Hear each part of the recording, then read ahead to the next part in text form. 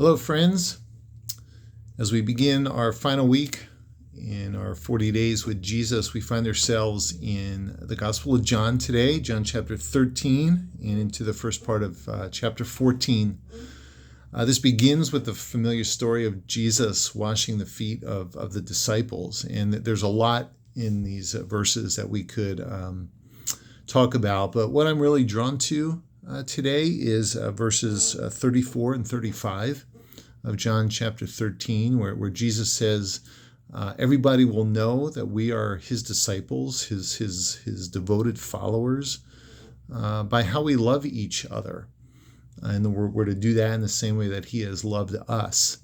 And I find it interesting that he's not telling us to love our enemies or to love the world in general, but he's saying to love your fellow Christian, your fellow disciple of Jesus.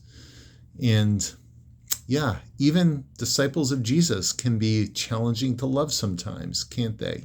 Or can't we, more appropriately? Can I? Yes.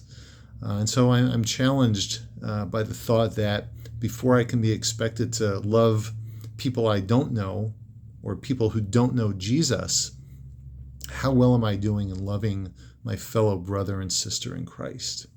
So what stands out most to you in this passage?